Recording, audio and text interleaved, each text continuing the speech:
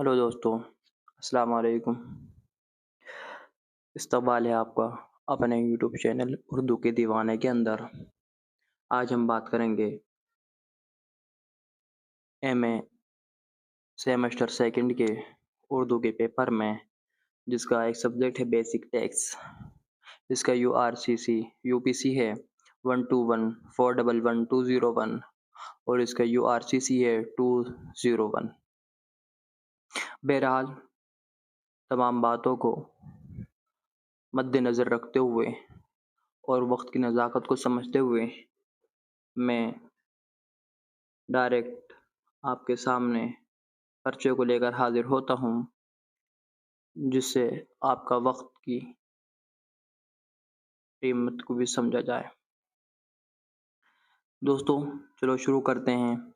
देखो, ये जो होगा हमारा 70 नंबर का पेपर होगा और ये 3 घंटे का पेपर होगा, और जिसके अंदर हमें इसके नोट के अंदर लिखा हुआ है सिर्फ 5 सवालों के हमें जवाब देने हैं, और आखिरी दोनों सवाल लाजमी हैं जो इसके अंदर तशरीह के हैं, शेर व शायरी के हैं, वो हमें पेश करने हैं।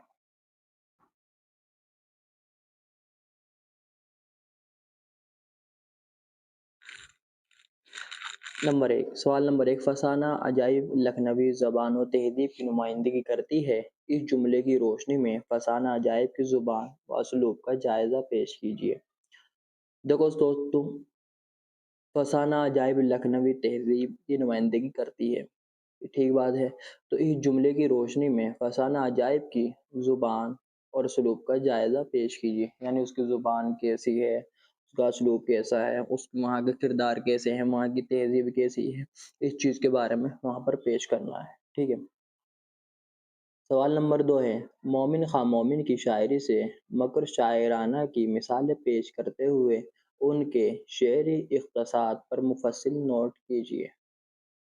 देखो दोस्तों, ये आपके सामने पेपर लाने का मकसद, पिछले साल का पेपर रखने का मकसद ये होता है कि आप इस सब्जेक्ट का पेपर अपने माइंड में, अपने जहन में जहन नशी कर लें कि किस तरह वो पेपर आता है, किस तरह हमें उसकी तैयारी करनी है, ठीक है।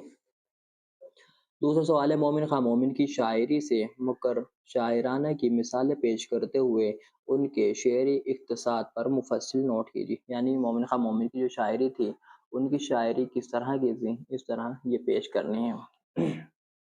फिर तीसरा है, कलाम आतिश में लफ्ज़ी सनाई की मिसालें पेश करते हुए उनके कलाम के असलूब की वजाहत कीजिए। यानी आतिश का जो कलाम है, इस कलाम में लफ्ज़ी सनाती पेश करते हुए उनके कलाम के असलूब की वजाहत हमें पेश करनी है। फिर सवाल नंबर 4 है, गालिब के कलाम में तसव्वुफ़ के अनासिर की निशानदही मिसालों के साथ कीजिए। यानी मिर्ज़ा असदुल्लाह गालिब का जो कलाम है, उसमें जो सूफियाना शायरी तसव्वुफ़ की जो शायरी है, उसकी निशानदही मिलती है, उसके निशानदही मिसालों के साथ पेश करनी है।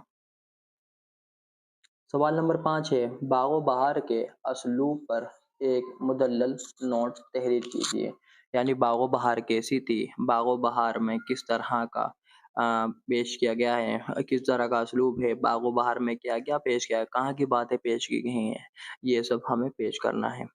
फिर इसका छठा सवाल है, पंडित रतन नासर शार की तसनीफ़ फसाना आज़ाद पर एक तनक़ीदी मज़मून लिखिए। यानी पंडित रतन नासर शार ने जो फसाना आज़ाद जो लिखा है, इसके एक तनक़ीदी मज़मून, यानी उसमें क्या खूबियाँ थीं, क्या ख़ामियाँ थीं, किस तरह होना चाहिए था, किस तरह नहीं होने चाहिए था, कौन से अल्फ़ाज़ नहीं होने चाहिए थे, इस तरह की एक तनक़ीद पेश करनी है। सवाल नंबर 7 है, ख़ुतूत गालिब ने जदीद नसर के इर्तिक़ा में क्या इज़ाफ़ा किया है, तफ़सील से लिखिए। यानी ख़ुतूत गालिब यानी गालिब के जो ख़ुतूत थे, उसमें जदीद नसर यानी नई नसर जो थी, उसके इर्तिक़ा पर, यानी उसका एक्सप्लेनेशन करना है कि वहाँ पर कैसा-कैसा आपको महसूस होता है, क्या-क्या अल्फ़ाज़ क्या होने चाहिए थे, कैसे अल्फ़ाज़ों से आप वो کیا چیز سیکھنے کو ملتی ہے، یہ سب پیش کرنا ہے۔ پھر سوال نمبر 8 ہے، مندرجہ ذیل میں سے کسی ایک نثری اقتباسات کی تشریح سیاق و سباق کے ساتھ کیجیے۔ یہ اس میں 2 الف اور بے دیے گئے ہیں، تو اس کے اندر سیاق و سباق یعنی کون سے سبق سے لیا گیا ہے اور اس کے اندر کیا چیز، اس پیراگراف کے اندر کیا چیز پیش کی جا رہی ہے، یا کہاں سے یہ اس کے اندر کیا کہا جا رہا ہے، اس پیراگراف کے اندر یہ پیش کرنا ہے۔ پھر اس کی دوسری ہیڈنگ بنے گی تشریح، پھر تشریح کے اندر بھی آپ کو یہ کھول کھول کر پیش کرنا ہے۔ الف میں پڑھتا ہوں کہ مقلدی میں یہاں کے لوگ صاحب کمال ہیں، باریک بیس، دقیق رس، زود و فہم، ناز و خیال ہیں۔ یہ عجب ان صاحبوں کا لیکھا ہے کہ مقلدی میں معجد ہو جاتے انہی کو دیکھا ہے۔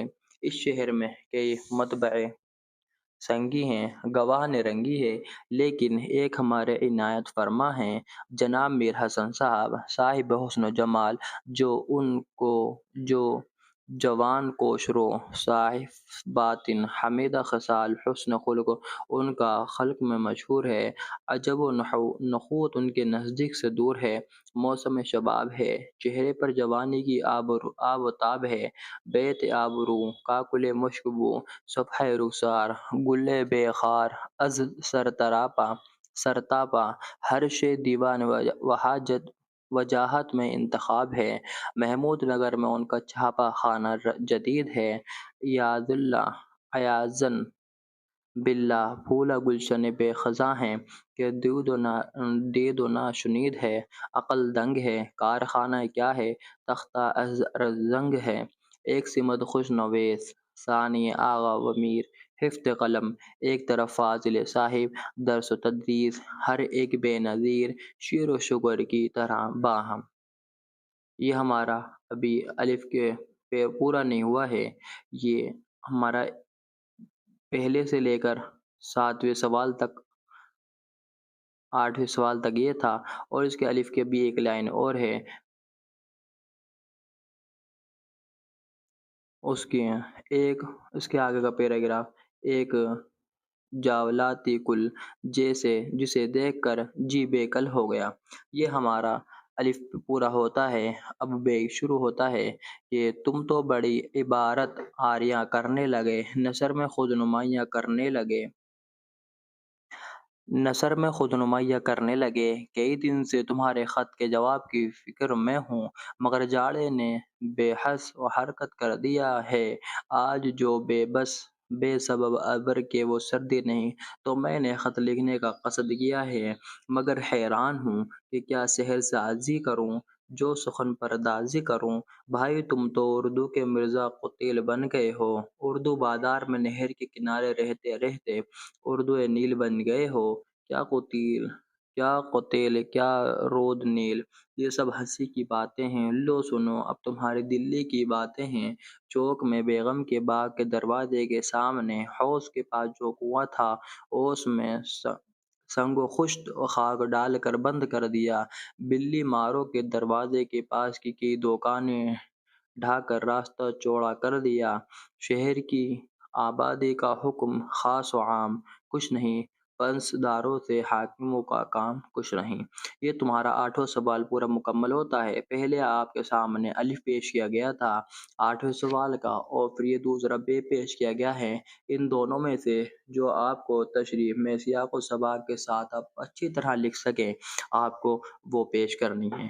اب ہمارے سامنے 9واں سوال شروع ہوتا ہے، جو ضروری سوال تھا۔ 8واں اور 9واں سوال ہمارے سامنے ضروری تھا، نوٹ میں صاف صاف لکھا ہوا تھا، 5 سوال لکھ کرنے ہیں اور آخری کے 2 سوال لازمی ہیں۔ اب ہمارا 9واں سوال شروع ہوتا ہے، مندرجہ ذیل میں سے کسی ایک منظوم اقتباس کی تشریح سیاق و سباق کے ساتھ کیجیے۔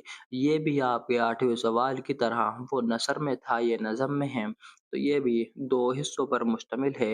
ان میں ایک حصہ آپ کو کرنا ہے جو آپ سیاق و سباق کے ساتھ اچھی طرح جانتے ہوں گے، وہ آپ اچھی طرح بے کش کر پائیں گے، لیکن جو آپ اچھی طرح نہیں جانتے وہ آپ اس حصے کو بالکل بھی نہ چھیڑیں۔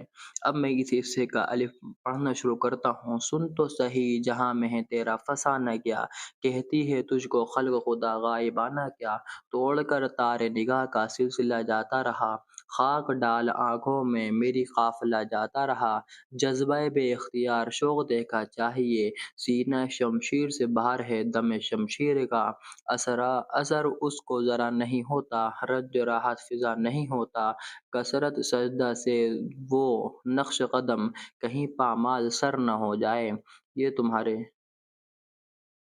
الف مکمل ہوتا ہے۔ پھر دوسرا شعر شروع ہوتا ہے۔ حال دل یار کو لکھوں کیوں یار، ہاتھ دل سے جدا نہیں ہوتا، محبت میں نہیں ہے فرق جینے اور مرنے کا، اسی کو دیکھ کر جیتے ہیں جس کافر پر دم نکلے۔ کہہ سکے کون یہ جلوہ گری کس کی ہے، پردہ چھوڑا ہے وہ اس نے کہ اٹھائے نہ بنے، زیر زمیں سے آتا ہے جو سو گل در بکف، قارون نے راستے میں لٹایا خزانہ کیا، حباب آساں میں دم بھرتا ہوں تیری آشنائی کا، نہایت غم ہے اس قطرے کو دریا کی جدائی کا۔